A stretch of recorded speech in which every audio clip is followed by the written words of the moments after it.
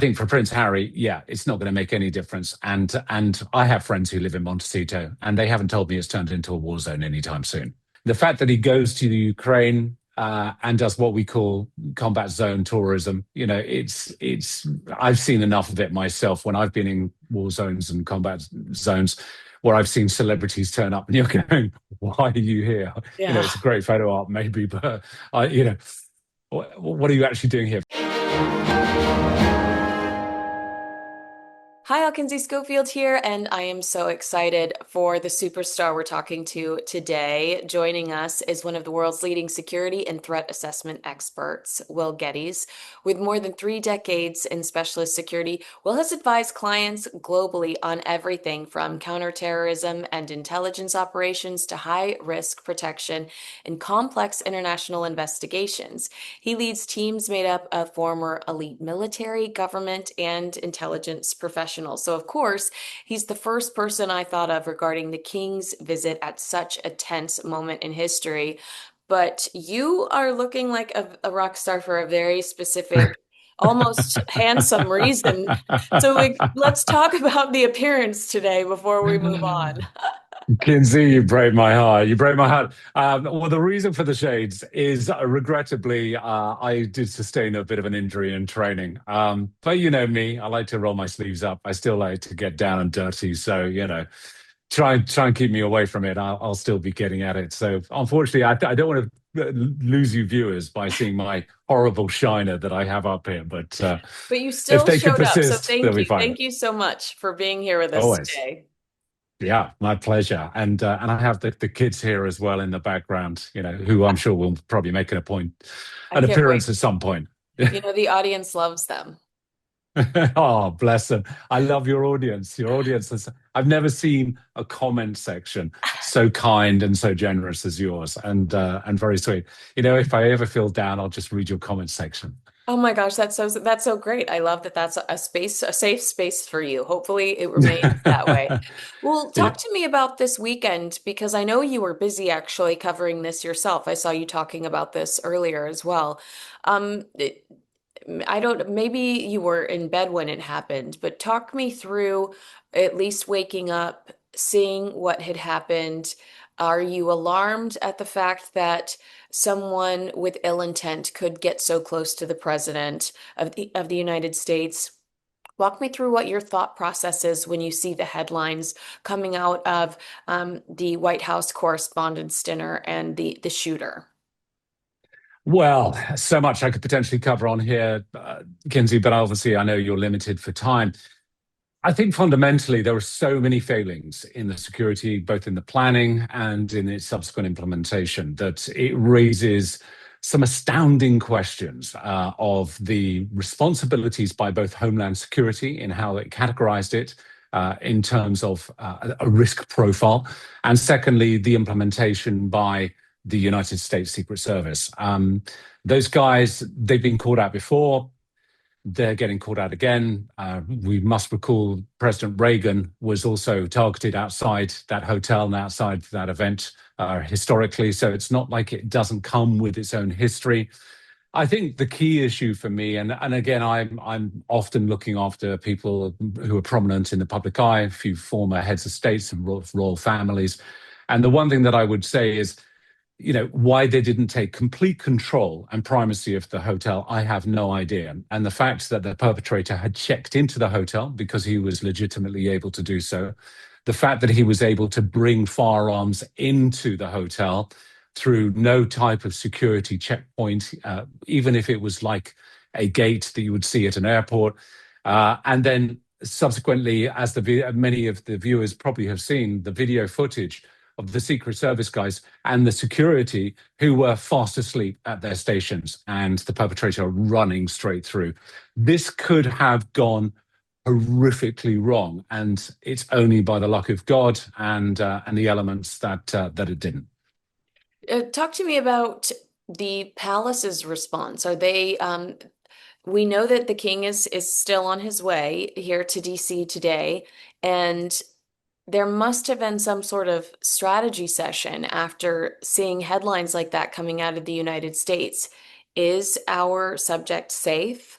What can we do going forward to ensure that he is safe if we do decide to go along with this? Do you think that there was ever even a moment where the palace thought maybe we shouldn't go based on these circumstances? We know they are now, but do you think that they were so concerned that they considered not? Well, I think His Majesty King Charles no doubt rallied his royalty and specialist protection officers together after this event took place on Saturday. I mean, we're only talking a couple of days ago. And I think no doubt sat down with them and said, guys, does this have any influence or impact on my potential trip? And we have to remember that the security planning would have been meticulous and over many, many months in advance of even this happening at the Correspondence Dinner. So the RASP guys would have been very, very intrinsically detailed in terms of what was featuring on the schedule, the journey management, which is the movements between each of those venues, whether it be where they're accommodated through to their first event and then moving on to the second, third, and fourth. You also bear in mind that in personal protection, what we'll also have is an advance team, and the advance team will be on the ground securing that location prior to the arrival of the principals, and in this case, obviously, His and Her Majesties. I think they would have sat down with King Charles, given him their opinion, their assessment on the risks. The one thing I would say, and although it doesn't always necessarily play out, Kinsey, that the safest place you can potentially be is in a country or a location where there has just been an attack, because security is amplified hugely. And I think we'll see this right across Washington, certainly for the next few days, certainly whilst King Charles and Queen Camilla are going to be there, that will be showing a show of force, but also providing reassurance to the general public and the international community. Because bear in mind that the King's visit and the Queen's visit will be televised worldwide. And does America, and does, more importantly, President Trump, want to afford for more egg on the face of a security failing, especially with such prominent visitors coming in? That's a very good point. Do you think that, there on the schedule, there were like vague descriptions of things like block parties? I think when you think of a block party, you think, oh, wow, the king out and about, easily accessible. But we might get the visuals out of a block party, but he probably won't be as easily accessible as maybe he would have been 2 weeks ago, considering what's happened. Maybe he's not going to spend as much time shaking hands with strangers and things like that, because it might just be too much of a risk today. Am I being overprotective in suggesting that? No, not in the slightest, Kinsey. You're so on the money, as you always are. In terms of the schedule, I know that there's been some minor, they call them minor adjustments to the schedule. So there have probably been a couple of events which they've now scrubbed because they can't mitigate against the potential risks that the RASP guys and possibly even the US Secret Service, who will be seconded to this, will no doubt look at it and say, yeah, maybe this is too much of a risk. But certainly things like the block party, I'm sure King Charles will promote the typical British mantra of keep calm and carry on. Right. He may very well turn up to that. But again, when I've done something similar in the past for other principals, you'll have various different cordons, and there will be an outer cordon, an inner cordon, and then even a third cordon. And at each of those cordon points, there will be some level of security which will enhance as the principals move in. So for photographic opportunities and media opportunities, it may look as though King Charles and Queen Camilla might be in the throng of a block party, but the reality is, it's almost like the magician trick behind the scene. We will know what, in fact, the security is and how it's going to provide that protection. And then you look at various options for egress. So they may not necessarily leave by the same point or route that they came in by, and you will look at other options if some problem arises whilst they're actually there. So the RASP guys, I mean, I will say this, being a Brit, are probably some of the best protection officers there are out there. I actually employ a few former members who actually now work for me. And certainly for some of my prominent clients, particularly US clients, they like to have them on team.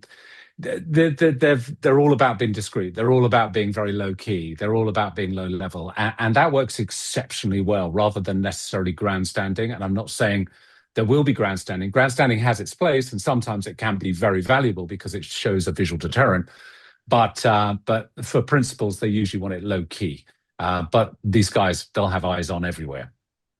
Can I ask you what these, I mean, not specific statistics are, but what is the reality when there is an event like this? Does it inspire, I'll tell you in news when I worked in newsrooms, if we found out someone had taken their own life, we would not cover it because Mm.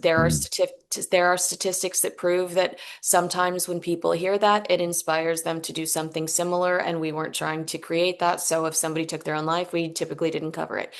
What are the statistics behind people being inspired by someone like this horrible person? Do we have those? Do we know, will Yeah, somebody watch something like this and go, and again, we're acknowledging that they're total weirdos, but would they, I hate to even ask this question, but can people be inspired by things like this? they can be, yes. I mean, we call them the copycats, and copycat attacks can happen. Usually, they may take a little while before they will occur because ultimately there's a little bit of a settling period. The biggest risk that we have in our world is that you would have sort of subsequent attacks which will continue on. So you'll have one, then the next, then the next, then the next. We don't see them, thankfully, that often. Certainly, the 7/7 attacks in London, the terrorist attacks by Al Qaeda, there were subsequent attacks that were going to be staged a week later from 7/7, one on the 14th, and I think one on the 21st as well. Sorry, there wasn't one on the 14th. There was a planned one potentially on the 21st, but that was thwarted. So the one thing that will happen is the statistics on copycats are actually far less than you might imagine. It's Good, more of a perception good. that people have. Yeah, Yeah. exactly.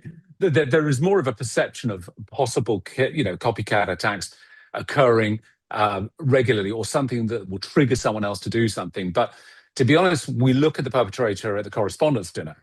This was an individual that really, unbeknownst to his entire friends and social circle, had any kind of agenda until he forwarded on his manifesto. And he sent that on to family members who then went, hellfire, what's this?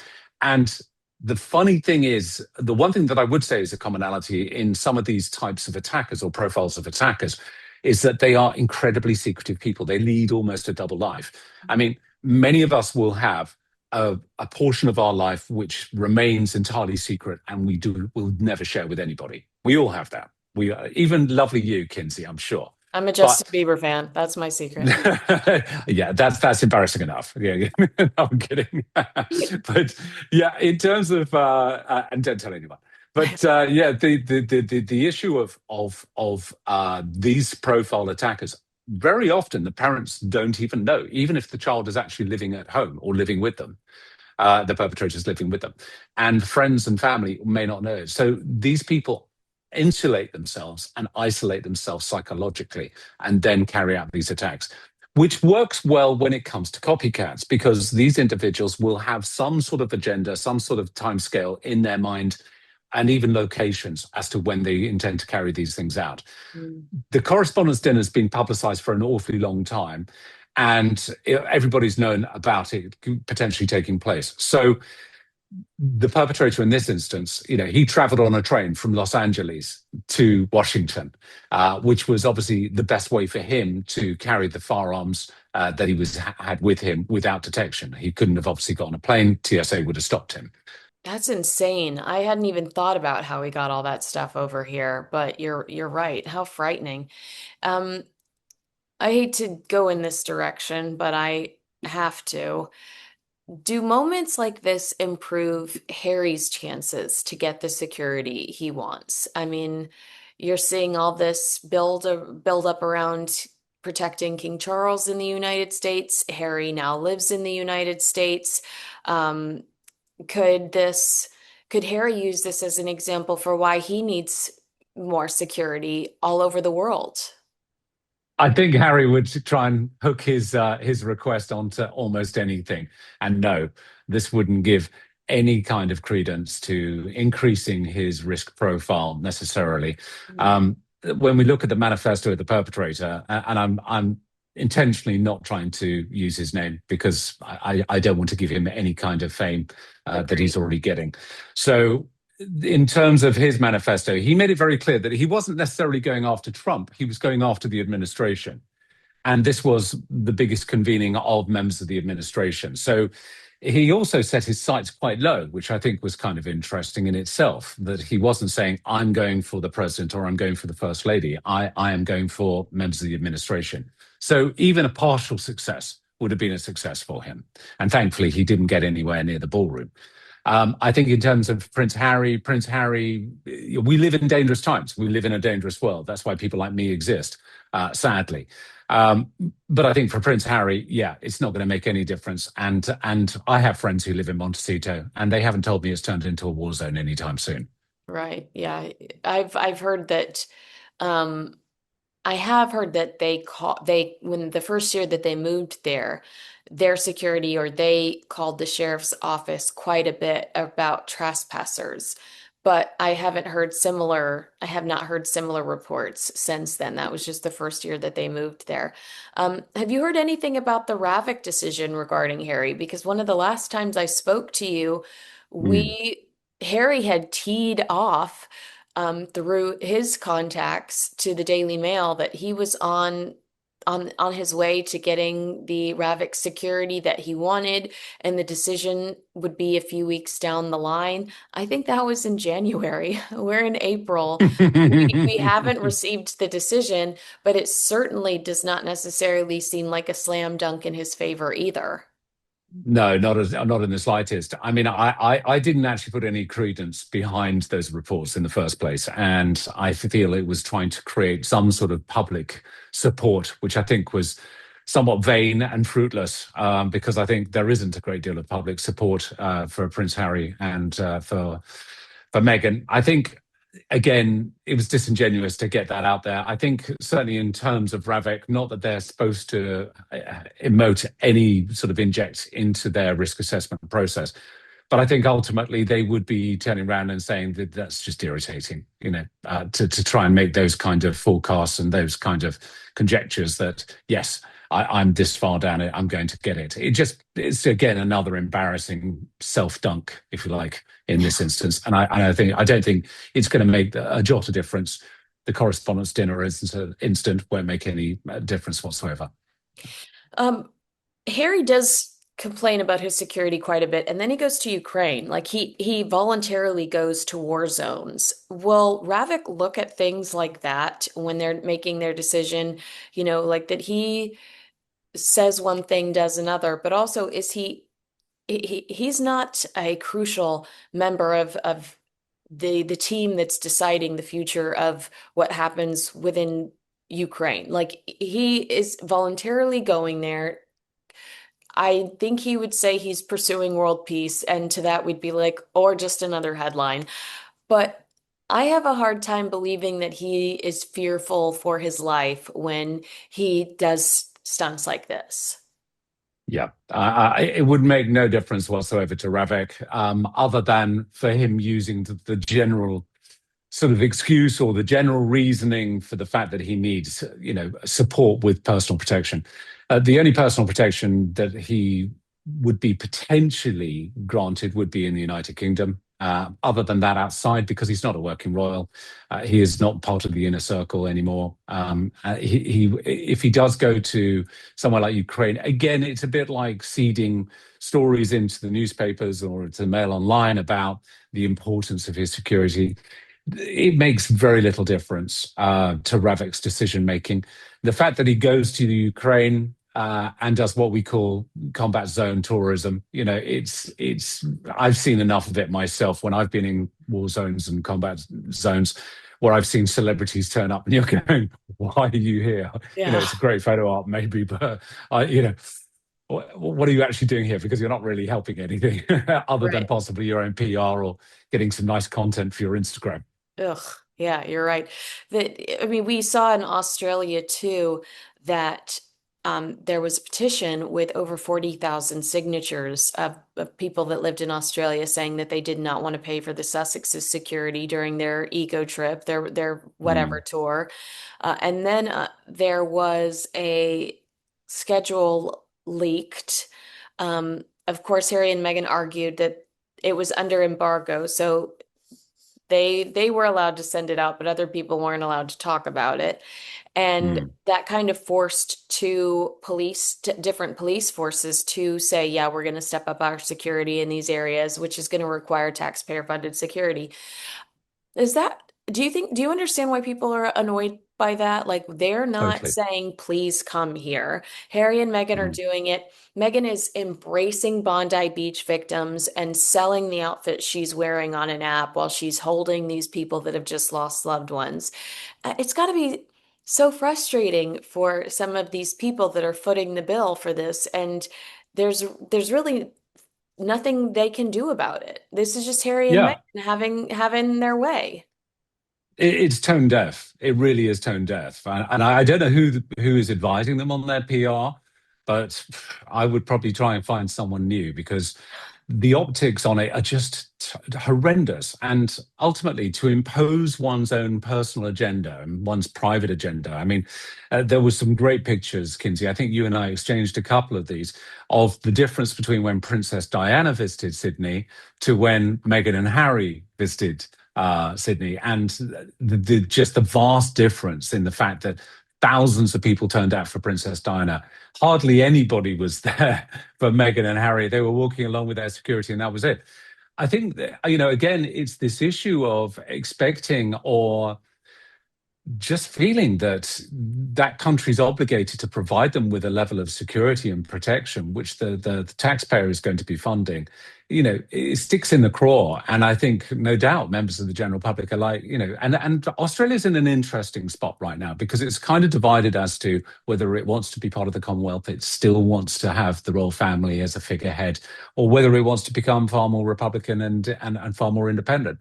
So, if anything, the trip by Meghan and Harry probably has done more to stick a spanner in the works of any kind of long-term support of the royal family than it has to actually help them. It hasn't promoted it. The whole point of royal visits, and Kinsey, you know this better than I do, is to build relations and to build bridges. I mean, I think, again, one of the key issues to King Charles and Camilla, Queen Camilla coming over to the United States is to build bridges where our useless Prime Minister, Keir Starmer, has burnt them.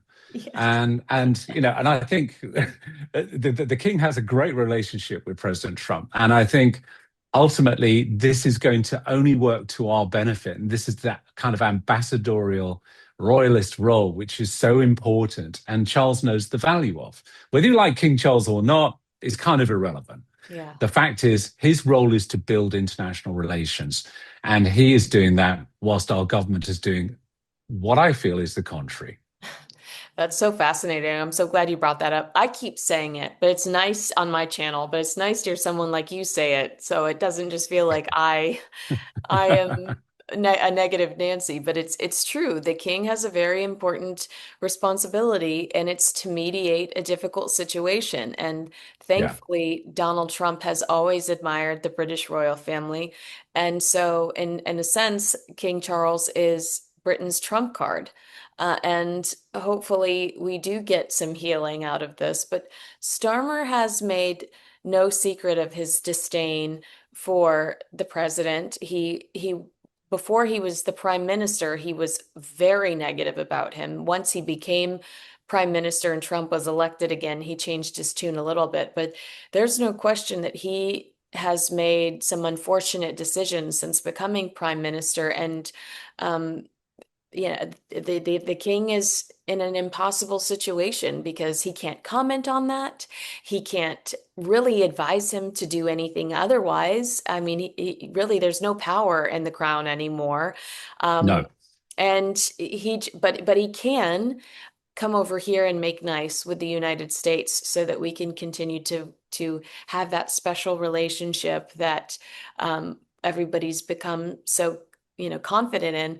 We should say hello to Lord Waffle before we He's there on the window. Only yeah. Lord Waffle, you don't want to say hi to Mouselini. Well, where is Mouselini at? Mouselini hasn't made an appearance. Okay. Mouselini is here. So Okay. hang on a second. So before you leave, I have a very sleepy. Oh, Mussolini. Mussolini. That is the So, Mussolini. so gorgeous, so gorgeous. Okay. And You I got, have to go and get the big boy, don't I? yeah, you do, you do. I'm Lord getting the Markle big boy. So, right. needs some airtime. Lord. Oh, I think your supporters, your viewers will not be happy unless they see the beast himself. I am 6'1", by the way, so just to some sort of measure of how big this boy actually is. That's a 4 foot cat. He is. He's 11 kilos. Oh my He's a big gosh. boy. So Yeah. sweet. I love that that Say hello. they're like we had that gorgeous we did have a gorgeous view of the cat for like half the interview, which I didn't want to acknowledge because we were talking about very serious subject, but now we can acknowledge that they're beautiful and we got some they got some airtime.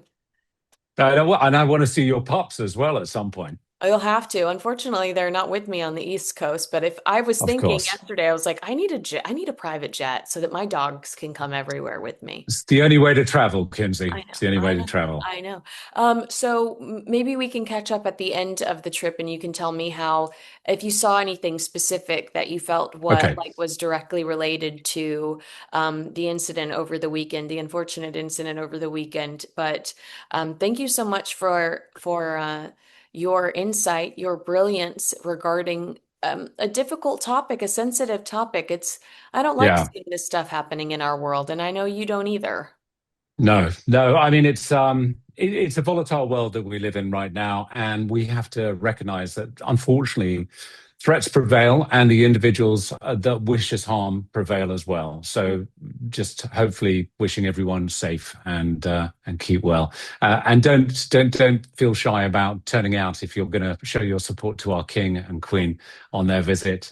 They would appreciate it. Let's show how a royal family should be received, not like a pretend royal family. That's very good advice. That's true. If you are interested in seeing the king and the queen on their visit, know that you will be in a safe space. Like Will said, it's probably the safest place in the world to be right now, actually. Yeah. So agree with us, disagree with us, let us know in the comments below. Tell the cats hello as well. Tell the babies hello. Make sure Oh you yeah, like they'll appreciate it. make sure you like, subscribe, and share this video with a friend. Thanks so much for watching, and we'll see you again very soon. You're our go-to. Thanks, Kinsey.